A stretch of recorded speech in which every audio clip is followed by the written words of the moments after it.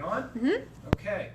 Hello, everybody. This is John Wilbur here at our Facebook Live event this Friday, August 2nd. I'm here with Russ Thompson. We've got a few things to go over, but first I'd like to say I've just found out this is the 1-year anniversary of our Facebook Live program. We started this on August 2nd last year. So, and I think I did that one, and here we are a year later, and we're still doing it on a weekly basis. So we certainly appreciate everybody's attention. Today we're going to address both the freight outlook and our equipment, what we've got coming in this year, what we think we're going to be doing next year. Russ is going to have present several slides on both of those topics for you. Before we get there, I've got some just kind of high-level things I want to discuss, and several of you drivers, both owner-operators and company drivers, actually submitted questions to me that you'd like addressed, so I'm going to try to hit most, if not all of those questions. Just first on the freight, which Russ will give you a lot of details, graphs, facts. The bottom line is that if you've been reading the newspaper or listen to TV or radio, you know that generally this is a much slower freight environment than 2018, than last year. You've already seen carriers go out of business this year. With our business with the Department of Defense, we certainly didn't expect much of a slowdown this year, because it's more related to the budget, but it's been slow. And again, Russ will have some specific charts on our high security freight that you'll see. But so we're in a much slower environment than we were last year. If we didn't have such a great year last year in terms of freight, this might not seem so bad. But last year's pretty fresh in our minds, and obviously it's much slower than it was last year. From Tri-State standpoint, these are actually the kind of years where we stand out against our competition. When you have a year like 2018, that's kind of the tide that lifts everybody's boat. But when freight is soft, particularly in the ammo area, this is where we stand out. We are the #1, the highest volume ammo carrier in the industry, yet it's less than half of our load count, half of our revenue.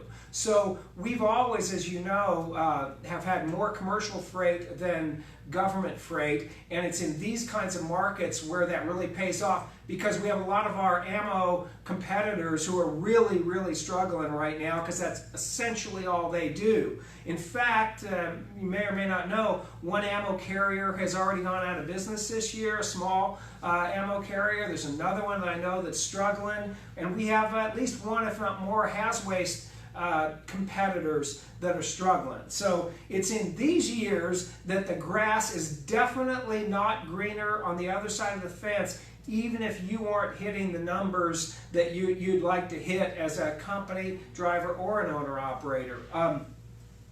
Even with the soft freight market, I will tell you that our business, we are Tri-State Roadmaster, we are extremely strong financially. We continue to have a good year, not as good as last year, but a very, very strong year, which is why when Russ gets to his equipment, you'll see we are reinvesting millions of dollars in new equipment, both this year and next year. Some of the questions that I received, one of them I receive almost every week from you, particularly if it's a little bit slow. Why do we continue to hire drivers every week? And we get to see those drivers a lot of time on our Facebook posts where we welcome our new partners into the fleet. We have very low turnover in this company. I think actually Michael Fisk gave us some stats yesterday or the day before that we had, I think, under 3% turnover in the month of June. That still equates to a 30 to 35% turnover for the year. Generally, our owner-operator fleet turnover is very low. We have a little bit higher turnover in our company fleet. But even with that, and that's a third of the national average. But even with that level of turnover, we still need to keep our trucks seated and to replace owner-operators at times. Russ will show you some data that essentially our fleet is almost the same size this year as it was last year.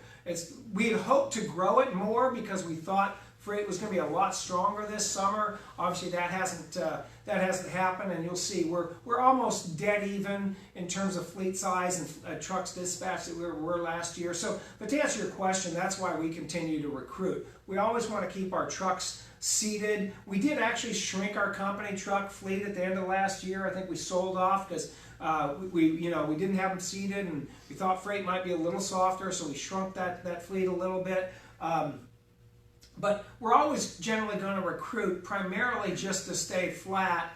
If we want to put the pedal down in terms of growth, then obviously we'll be bringing in more drivers. But what I really want to tell you about our recruiting efforts is we have never been more picky. We have never been more stringent. We are bringing in the best quality drivers I think that we have ever done. The reason I can say that is, one, we've tightened our criteria, but we have waiting lists of cleared teams from our competitors that are not coming into our fleet. We're not taking them at this time.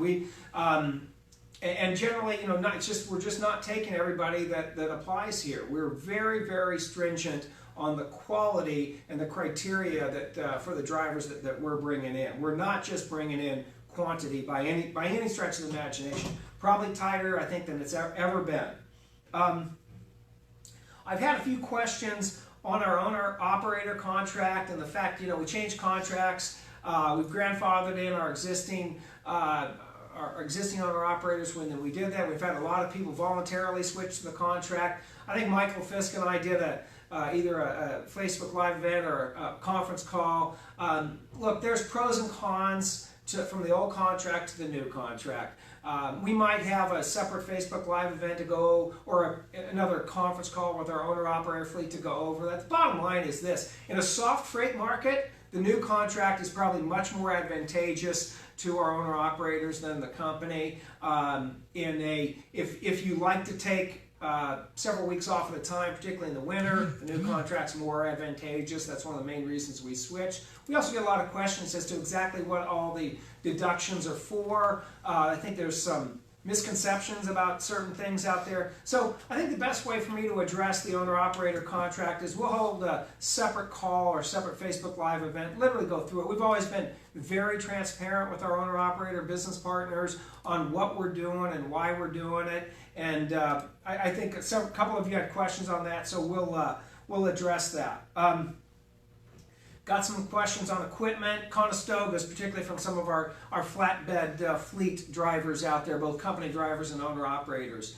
Right now, we're buying several flatbeds this year and maybe next year. Currently, none of them are set up as Conestogas. We're discussing it, we're evaluating it, just so you understand the cost of the Conestogas, the way we need to set them up is literally double the price of a regular flatbed. So, that's an issue. We also have some maintenance and damage issues on those. We know how attractive those units are to our flatbed team, so we're trying to balance all those. But as of now, no more on the map, but it is something that we're evaluating. We are bringing in a lot of new flatbeds again, and Russ will give you the specific data. A couple other just miscellaneous points. I've got questions, and these always come up in a slower freight environment. Are we capping in any way our owner-operators' revenue? I can assure you we are not capping our owner-operators' revenue. We want you to put absolutely as much revenue on your trucks as possible. And something you've heard me say, at least to our owner-operator partners, we have yet to have a week where our company fleet outperforms our owner-operator fleet. Okay, and that's not by design. That's our owner-operator fleet has more cleared teams than our company fleet. Our company fleet does have to do some non-revenue moves, staging trailers, rescuing loads and things that our owner-operator fleet doesn't. That all contributes, but generally the way we dispatch freight is to the truck that makes the most sense. Generally, that's the closest one, the first one there, those types of things. There's other factors that play into that. Bottom line, though, is we don't cap any truck. We want you to have as much revenue as possible. And we look at the revenue every week. I look at the revenue of every single owner-operator truck every week. when we have questions, we address them. Sweeney, I just wanted to, the other thing that related to our owner-operators, you know, we've been asked at times, are we being punished if we turn down a loan? And that's a fair question. But no, you're not being punished. But you need to, and when you see some of Russ's charts with how much commercial freight we have and why it is the backbone of our freight network, I think this will make it a little clearer. When you turn down a load, it's not just your situation. You're essentially throwing a wrench into the operation, which at times creates 7 or 8 additional issues, replanning, and fires that we have to put out. So if you turn down a load and then maybe you're not getting something right away, it's not because you're being punished. It's because we've now got 6 or 7 or 8 problems that we weren't counting on, that we have to deal with. So that's really all that's going on. We want you, if you turn down a load, we're going to try to talk you out of it, because we do, but we want all of our trucks moving all of the time, particularly in a slower freight environment. The way we make money, you make money, company drivers make money, is to move the trucks. And that's, again, why we are so, always have emphasized our commercial freight and always emphasize, please consider taking all the loads that are offered to you. I think that's really most everything that I wanted to address before I turn it over to Russ. I guess before I do that, I'd ask if we have any questions. Riley? We have a comment from Shane Selman. He says, I ordered a truck and I'm scared to get it right now. I'm assuming he's an owner-operator, he's ordered a new truck. Well, I can tell you, you don't need to be scared if you're running with us in terms of are you going to have business to run. Is freight a little softer than we'd like? Yes. Are our owner-operators still putting up really good numbers? Yes, absolutely. Compared to last year, a little off, not dramatically off. Better than 17, better than 16, and better than 15. So sometimes we need to remember where we are. But if you're a new owner-operator, or if you're an owner-operator that is evaluating the purchase of a new truck, I mean, that's your decision to make. You're in business for yourself. But if you're running with us, particularly if you're aggressive in how much you work and freight you'll take, I think it's a great investment. Anything else before I turn over to Russ? I do want to mention one thing. It's not really a question, but Jeff and Tracy Caldwell said, starting our 4th week as an owner-operator team and loving it. Thank you. Great. Well, appreciate that. We love that. Love to hear. A lot of times we only hear from drivers when there's an issue, and that's fine because we can't solve your issues unless we know about them. But we also do like to hear when it's working well. And we have had several owner-operator teams come to us in the last 6 months, and they're coming out of environments which just aren't as driver friendly as ours, and they weren't making as much money as they are here. Even when they come to us and they're not cleared, they're making more money than they really expected to in many cases, and certainly more money where they were before. So again, thanks to all the drivers out there. We're #1 because of what you guys do. We're crushing our competition, and it's in these down markets where we really put the pressure on our competition thanks to what you guys do every day. So with that, I'm going to turn it over to Russ. But if any questions come in the meantime, make sure you let us know, and one of us will address it. Hey, thanks, John, and good morning, and to everybody, good afternoon to folks that are Midwest and on the East. I would just want to walk you through some slides as far as truck count, how we look at things each week, and then walk you through what I see as our freight environment and things that have changed a little bit year over year, and we'll dig in pretty deep on it. Some of the slides are a little bit busy, but I'll try to point out some highlights to you, and hopefully on Facebook Live you can see what we're looking at. Go ahead, Mike.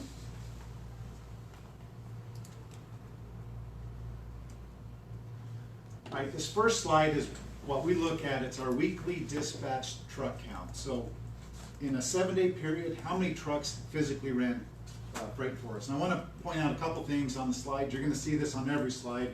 So this is a 2018-2019, with the orange line being 18.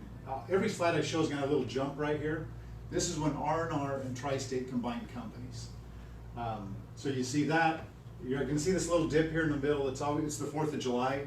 That's one of our lower freight weeks, and then you're going to see the very tail end is the end of December. So 2018, 2019, this is 19, but you can see really over the 52 weeks this shows from January, we're running, basically about the same truck count as we did last year. A little bit more through here, a little bit less right there, but a lot of this is from home time. If you look at it on a month basis, there's 400 and some odd trucks running. Week to week, it varies a little bit based on, sometimes there's 70 or 80 at home, sometimes there's 40 or 50 of you guys at home.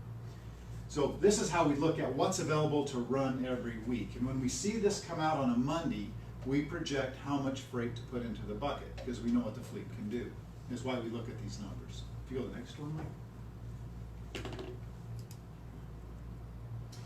So this one's a pretty busy slide. And again, you're going to see the gap of the RNR tri-state combination, which happened at the end of April of last year.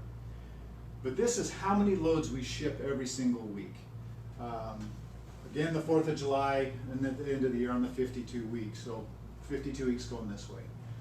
You can see that really, overall, we're hauling more freight than we did last year. All the way through, we're doing more with the same amount of trucks. So the load count is actually higher. Now, the mix of that load count is what I want to talk to next, because it has changed. And I'll dive into what the changes have been and how it really has affected some things in our business and what you guys are seeing out on the road. So this one here is our commercial freight. So this is where your haz waste rolls into. We do very little retail type of freight. We do some UPS, but mostly we focus in haz, high value types of freight. Commercial explosives. Commercial explosives all fall into this thing. Everything's in here but high value, high security. So the high security is not in this number. This is only commercial. So the great thing you see here, again, this is when we combine, is our commercial freight is substantially above 2018 to 2019. So we have built this bucket, and the beautiful thing about how we run this company is we can modulate between commercial, and I got another slide that'll show the high value, high security. If one of them's down, we can dive into the other one. If commercial's down, we can go down into high value, high security. So what's happened on this piece is we've had to move up into this commercial more. It's because high value, and if you'll go to the next slide, this was 2019 on weekly, or 2018 on weekly load count. Look how high that was before the 4th of July. That was up there. This is what we physically haul, and it was so high because there was literally 1/3 more loads in the overall bucket than there are this year. So we watch how much freight's in this high value, high security bucket every week. If you look at 2016, 2017, and 2019, those years are almost all the same. If you look at 2018, they shipped crazy, 1/3 more every single week, starting really about week 16, and it went all the way through just about to the end of September. This year, you're not seeing that. So what we do is basically we're running down here significantly under, but if you go back to the other slide of our total freight, it hasn't affected us because we've moved the fleet to commercial. And that's what makes the difference between us and a lot of our competitors. This is the only bucket they can play in. So when this is soft, their company is soft. All the drivers, everybody's soft. That's not the same with us. We can move it, and our commercial freight is very good freight. And I'd just like to clarify one thing. And most of this freight is our government freight, but we've got a couple other things in there. But the bottom line is that it's our high value, high security load count is down, as Russ points out, but our market share is not down. The overall freight that's been offered to the ammo carrier specifically is down 20% roughly from last year in terms of load count. Our market share is not. We're at the same or have increased market share, just there's a smaller pie out there. So I don't want you to look at this and say that we've lost market share from our high value, high security segment. We're getting our market share, if not taking market share. There's just a lot less of it in the industry. And just to John's point, if you look at last week, this week, next week, we measure how much we win compared to our competition. And this was the highest win rate over our competition that we've probably ever seen. So we are winning far more freight of what's in the bucket.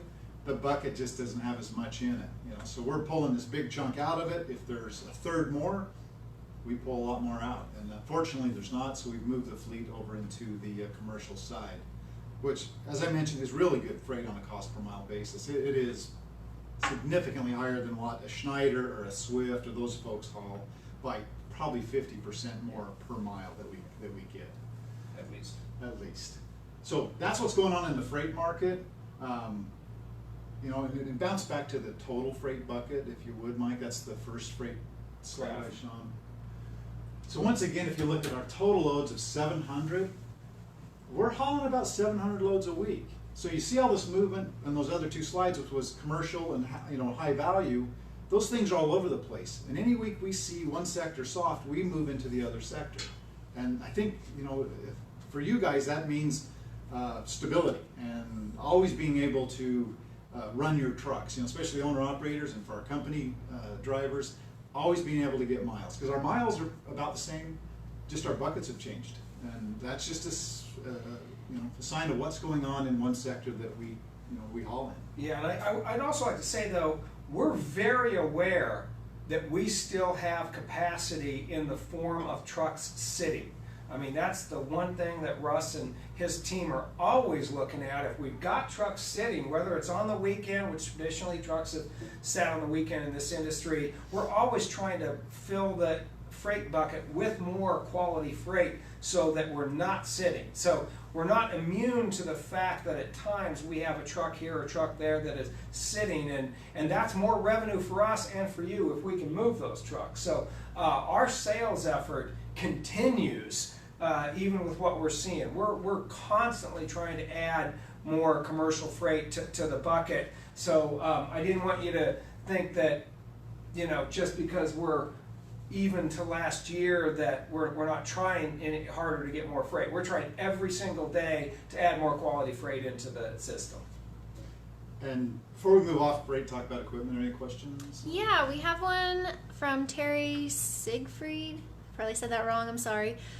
She said, yeah, she says, oh, It's a he. I'm so sorry. Hey, Terry. It's a woman in the picture. Why does it seem like we are not pulling freight from certain customers and our competitors are?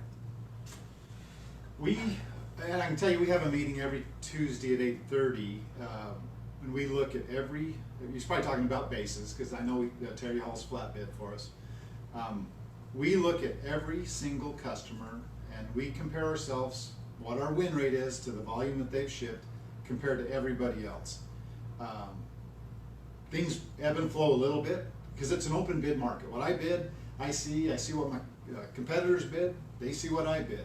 So it's moving all the time. So week to week you could see somebody win more than us, but in general, I can tell you we dominate every base significantly. Yeah.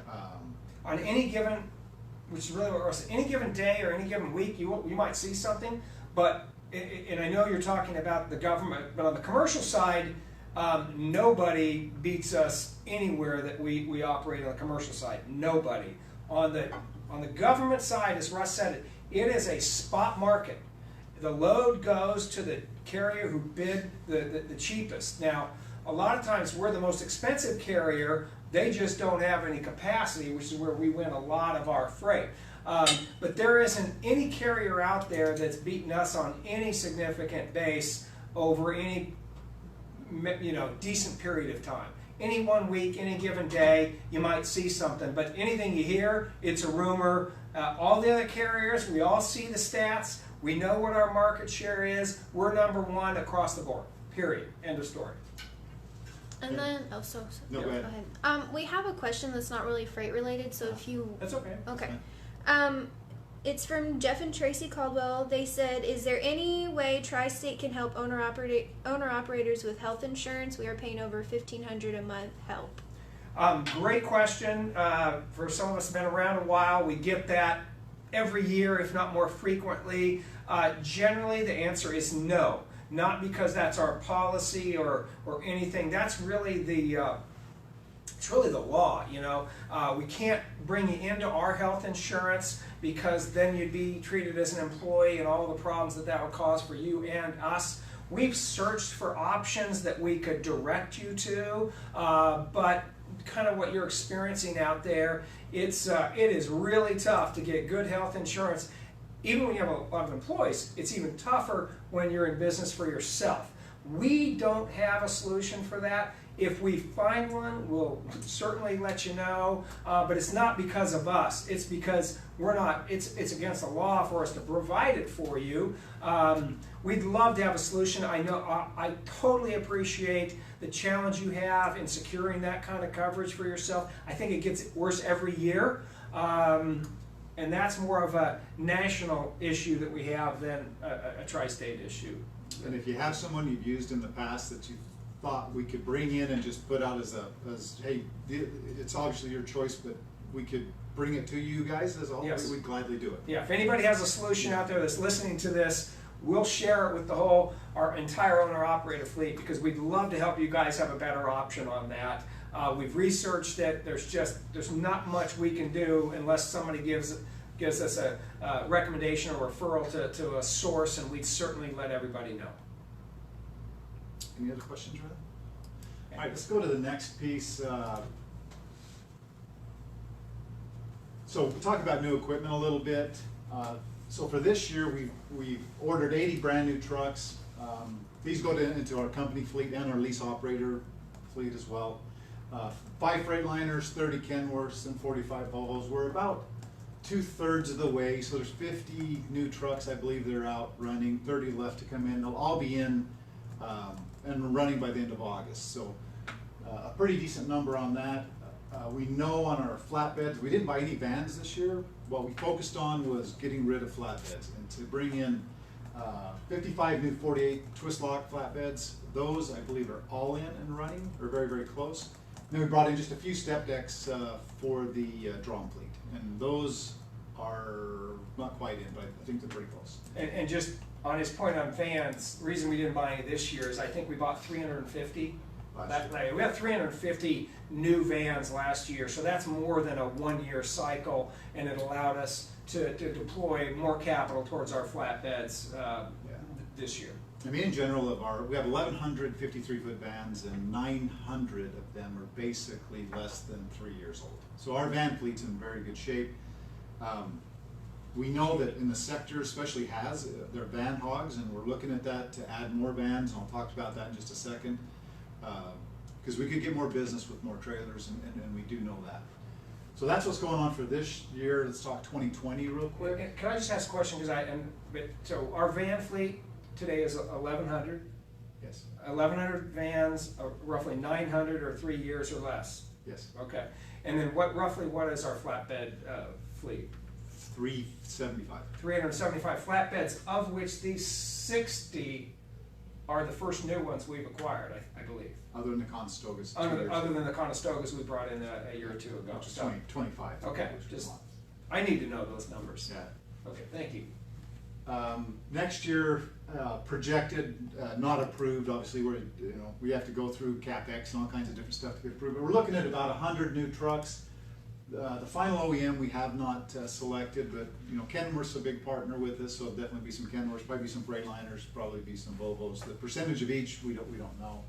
We are looking at 100 new 53-foot vans for next year, and then an additional 60 48-foot flatbeds, and those are all basically replacements to pull out the older flats, put in some newer, fresher equipment. So it's probably fair to assume we're going to be buying roughly that many flatbeds for the next couple of years? Yeah, for the next 4 or 5 years. Yeah. Our average flatbed age, they're in decent shape, but they're 90s, 93, 94, 95 is a lot of them. They've been refurbished and tuned up a little bit, but they're a little bit long in the tooth, as you would call it. Okay.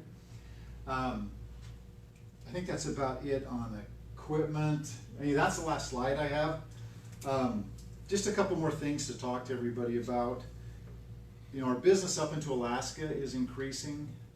So if there's folks that want to run up there, you need to have a Shaw unit, Not all the freight's cleared, but a lot of it is. But there's a lot of customers asking us to continue to run up there, both commercial and for our high value, high security folks. And Russ, can I just stop you for a second on that?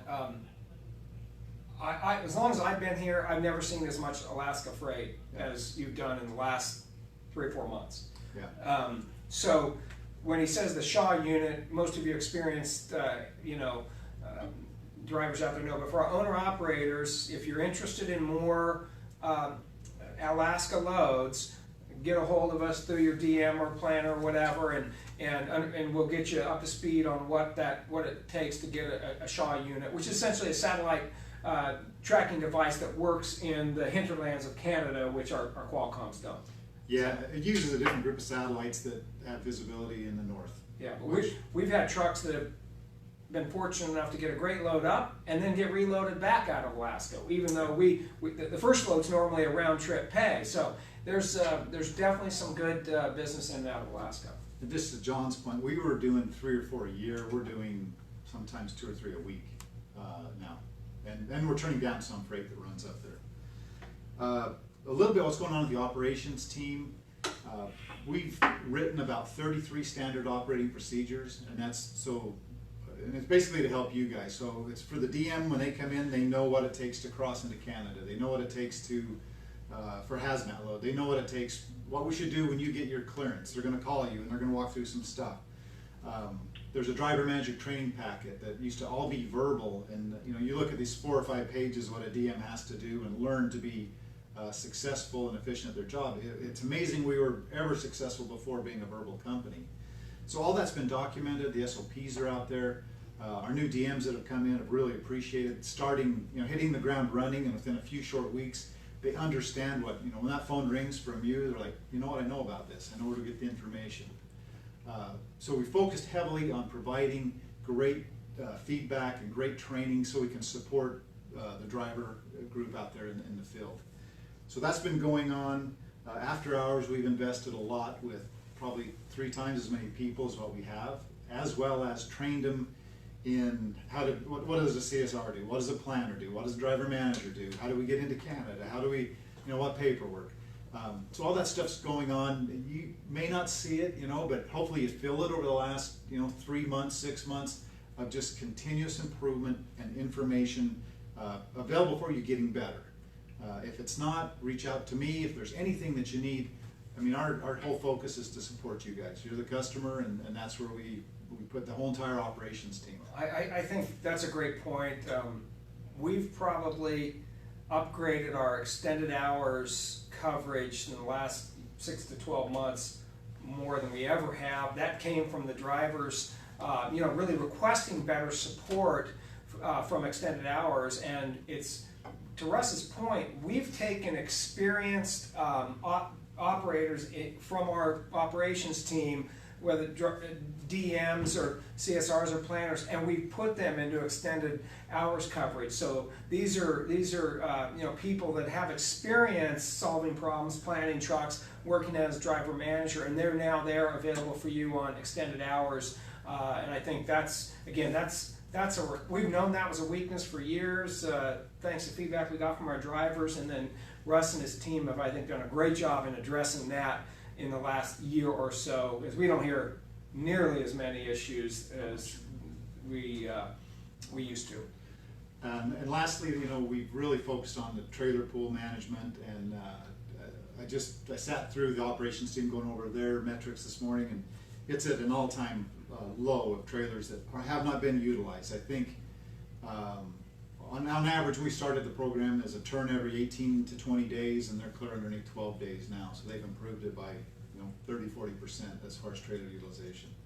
And that's to get trailers been sitting with high dwell time at customers that they're not being used. We pick them up, we move them back into the system so that they're available for you to use. And that's the ongoing. We use the weekends, a little downtime to move those trailers. So if you're asked for it, that's why we're moving it. And lastly, I get a lot of questions about why do you keep replanning me? And it's frustrating, and I get it. We've sent, hey, this is your first load, this is your second load, then we call and we take your second load off you. I just want to share a little bit about how our business works. Is we haul let's say 800 loads a week. On Monday morning when we walk in next week, we'll have 450 of those loads given to us. So Monday through Friday, our customers are gonna call, and we're clicking on freight, you know, the high value stuff. We're gonna win another 300 loads. So even though we've planned 2 loads on you, all of a sudden, this great big, really good load comes in, and we're like, you know what, we need this load. So we unplan, and the thing we're trying to get better at for you guys is communicate why we're taking the load off. Because to take that next load that's really good, I may have to unplan 3 trucks and take your loads off to get you this really good load that I really, really want. And I call it controlled chaos. You know, when you walk into your business on Monday and you only know half of what you got to do for the next 6 days, it's difficult. I would love it if we had every load in there a week in advance. We could hit it. We have an auto planning software system that we spent a lot of money on. I could hit one button and plan every truck as efficient as we possibly could, and you'd never have to unplan anything. But that's not how it works.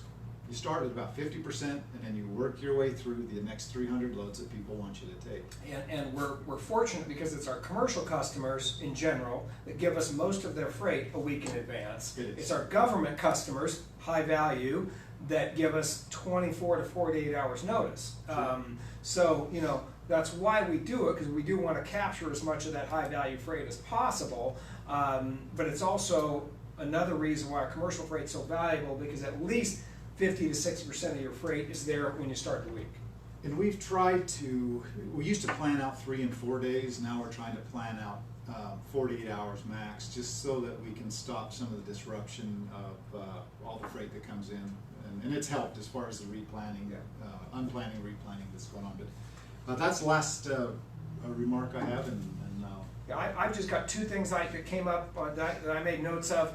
Number 1, when we were going over the new equipment, I know Russ touched on it briefly, but you know, we do have this lease operator program for our company company teams who want to become owner operators, and one way to get in that is to get into our lease operator program, which is a very unique program.